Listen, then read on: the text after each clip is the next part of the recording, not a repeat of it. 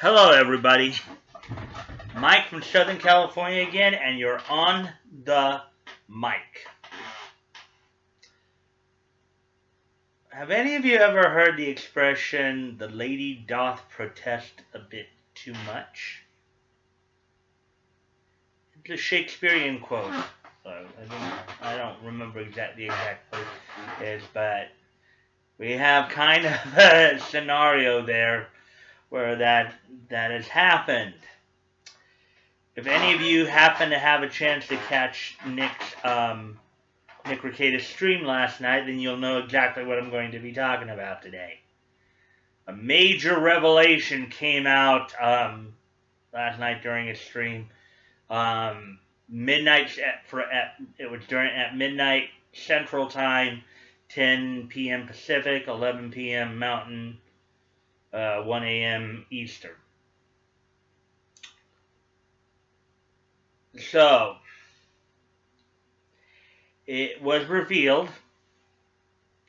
that Ron Toy, who is currently Monica's fiance, who is also currently a co-defendant in the defamation case, has had a history of domestic abuse. On Nick's show last night, we saw an affidavit from a hearing that Ron was involved with one of his two former ex-wives, in which she filed a restraining or a protective order against Ron. And as we all found out, he has been married 2 times. He has 2 ex-wives. He's been married twice before. And both ex-wives have protective orders against him. There's long been speculation that a lot of the accusations that were coming from Monica may have been Ron driving them. And, I had some things to say about KickVic overall in all of this, but, let me first address this situation. Ron, you're a certified a-hole, okay? You are a certified a-hole. Your abusive and manipulative behavior now have been brought into the light. And you're gonna get served, dude. Okay. Now I know a lot of people are saying, we should excuse and forgive Monica and Jamie and Funimation for all this for obviously different reasons. If it does eventually come out that Ron was basically driving Monica to pursue these allegations against Big, because basically this is the theory that it was Yellow Flash who first came out with this theory. Nick also mentioned it last night. Is that there was a point in time when Monica and Vic may have had a very intimate interaction, in which what we've heard about it is not what actually happened. It may have been very, very much consensual. And in his jealousy, Ron basically threatened Monica that, if she didn't go after Vig, he was going to, he may have... Now, again, this is still only speculation. But if this speculation turns out to be true, if Monica was making these allegations out of fear, under duress, out of fear for her or her family, for pets, it's like, then yes, we can excuse that and forgive her for that. We can somewhat excuse Jamie. We can't, okay, Monica's the only one we can probably just we can maybe fully excuse. And maybe even forgive. The rest of KickVic, however, I don't think so. Like, Jamie we can somewhat excuse if if maybe just out of ignorance or stupidity, she wants to, stand up with her friend. Okay, even if Ron possibly threatened her, she still could have gone to the police about Ron. You know, um, you know, we can somewhat excuse Funimation if they were fooled by Ron.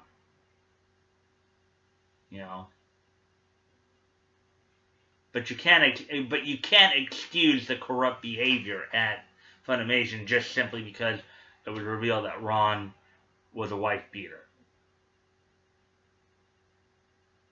Okay, and of course we can't let KickVic off the hook in this either, because there have been many of them who have been after Vic for years. Renfamous, Mars Girl, Dominic Sky, Jesse Pridemore,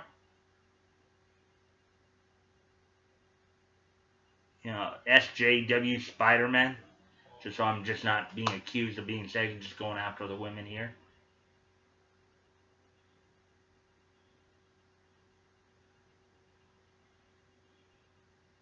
It's going to be interesting to see how KickVic tries to spin this. We've already seen Duchette, or as I like to call him, the douchebag Michael Avanetti clone, try to spin this. He and I think even Shane commented overnight about sticking up for Ron. It just kind of shows you what these white knights are truly all about.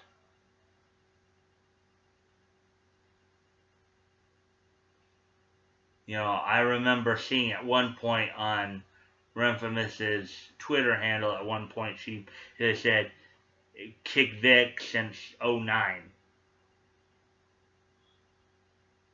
So yes, we can excuse and forgive Monica if she was doing it out of duress for fear of her safety and her family. We can somewhat forgive Jamie if she was just trying to support her friend and trying to keep her friend safe, and we can maybe even somewhat forgive Funimation if they were duped. But that doesn't entirely mean that they're totally absolved of guilt here. Now, it's possible that Jamie's very infamous quote about wanting Vic castrated and beheaded, that's the spin I'm putting on it. I think everybody knows the exact quote I'm talking about, but I'm just cleaning it up a bit more. But she may have been projecting that a bit, hence I think the lady doth protest too much. That's what that saying actually means, is that oftentimes you're projecting upon somebody else what maybe you're actually doing, or maybe somebody close to you is actually doing. But the source of all this may actually be Ron and his jealousy. But that still doesn't completely excuse Jamie. That still doesn't completely excuse Funimation. I mean, now Monica we can pretty much mostly excuse, if not totally. I mean, she could have gone to Vic and said, "Hey, look, I don't know what to do here," and I'm sure Vic would have helped her. I'm sure everybody who knows Vic knows he would, if Monica had gone to him about this, he would have found a way to help her. But instead, they just proceeded to go after him. Now, the rest of KickVic, you can't excuse their behavior. People like Renfamous and Mars Girl have been waiting for something. I would speculate. Okay, this is more speculation theory. I would speculate that they have been waiting for something like this for years, because they have been wanting to get Vic for a long time. I've even admitted that I had heard some of these rumors that they came out with back when I was still going to cons. I didn't put much stock into them because they were just rumors. Nothing verified. There were never any police reports. There was nothing. It was just whispers. Whispers that had no real corroboration. But you have a lot of these people in KickVic who have been after Vic for years. They obviously didn't like him for whatever reason. And as I have talked about several times, even going way back, you notice how things escalated. Initially, it started out, oh, Vic's a homophobe. Vic's an anti-Semite. Then it went up to, oh, Vic is creepy. He's invading people's personal space. And then he's a predator. And then, we got all the way up to, oh, he's a pedophile. That is completely separate from Monica's situation. My speculation, my theory is that when Monica came out and made her statement, "It's happened to me," KickVic was like all giddy. They were like, "Yes, we finally got him. We finally got him." Renfamous, Chrissy, Dominic Sky, Jesse Pridemore, Pepper Monster, SJW Spider-Man, Paul, all these, Mars Girl, Han Leia, they were just salivating when Monica came out with that statement, because they figured, oh, we got him. This is the part, Nick ranted and raved about the whole Monica and Ron situation. Nick says, we shouldn't even worry about these other people because and in all honesty, they are insignificant. That's why I don't that's why I don't really like talking about them a whole lot. Because really, in the end, they are insignificant. They're a bunch of little people who, if you give them any sort of power, will as the saying goes, power corrupts, and absolute power corrupts absolutely. A lot of these KickVicers exemplify that all too well.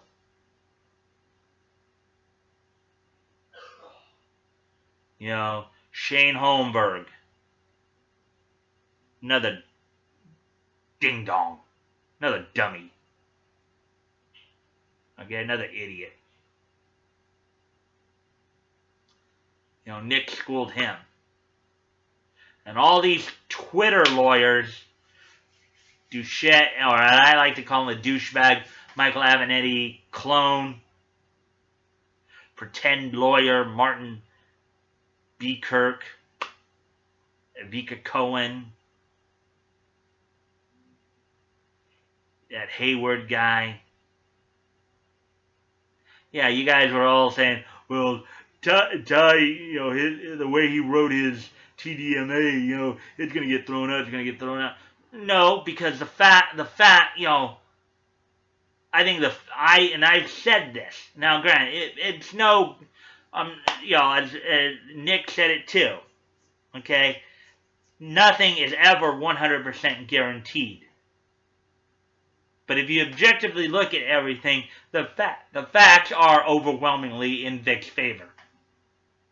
I think the fact that the facts are overwhelmingly in Vic's favor makes any and all legal manipulative arguments moot. Okay? Especially if you saw that affidavit, if you heard, if you watched Nick's stream and you heard him read that off, I don't think Judge Shupp is going to be taken too kindly to the fact that, Ron actually had the audacity to threaten a judge.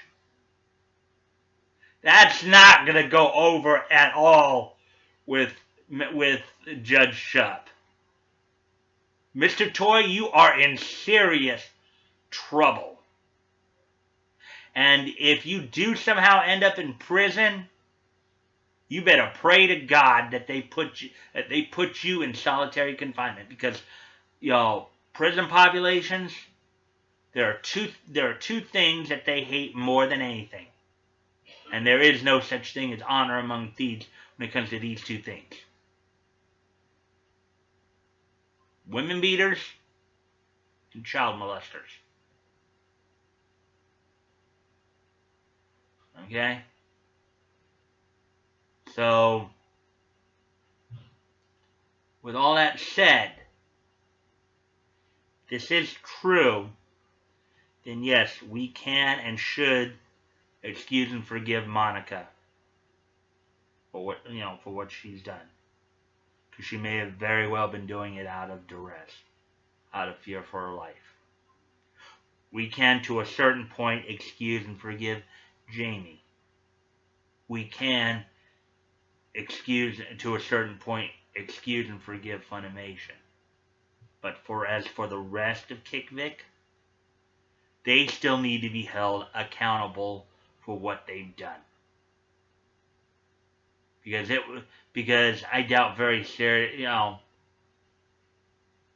don't think Renfamous's motivation in any of this was from fear of Ron. I don't think any of them who are outside of that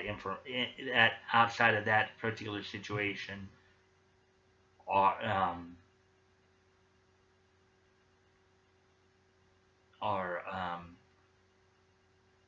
it was out of fear of Ron. I think we can excuse some of the Funimation voice actors and voice actresses who came out against Vic recently, like maybe J. Michael Tatum, Brittany Karbowski, or Bruce Elliott. Because I think even though Ron is the driving point of this, I don't really think like Chris Sabat is totally in the free and clear on this either. Because especially with that autistic. Now let me say this, and I was going to cover this a little bit before Revelation last night. I was going to cover this probably today. Chris Sabat's behavior. Okay?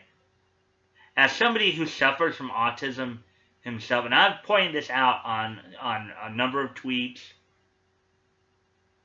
usually more with the word retard, but in this case with the word autism. To use developmental disabilities as a derogatory term is wrong. Personally, I find it when people use the word retard in a derogatory manner, it's to me the equivalent of the N-word for a black person. Okay? Or the K-word for a Jewish person. Okay? I personally find them offensive. Okay?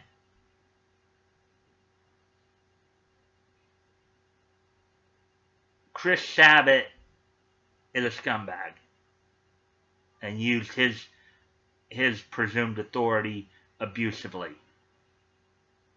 That's a separate issue, though. I wasn't going to talk too much about that here. So with that being said, you can check the links below. If you want to contact me directly, my Twitter handle will be down there. I'm also promoting Fantasy South and Phoenix Animation. As you guys should check them out when you have the moment and when you have a chance. I'm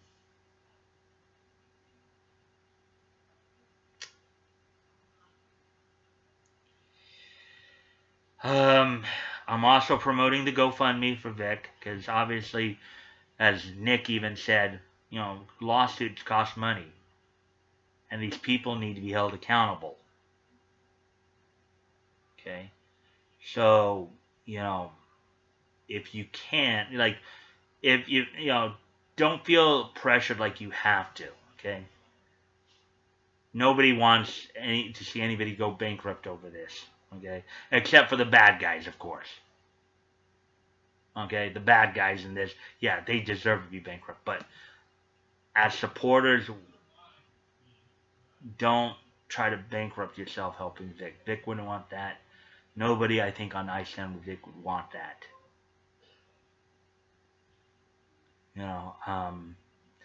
But if you have the ability to, and it's on your heart to do so, please consider donating. If you've already donated, please consider donating again. And if you can't donate, at least share the link, because that helps. That does help. Even if you yourself can't donate, maybe you know somebody who can.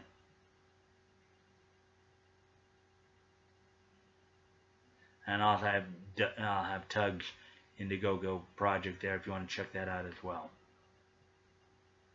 And as always, guys, if you like the content, please consider liking, commenting, and sharing, and subscribing. I always look forward to the conversations, as long, of course, as they're respectful, and I will always respond.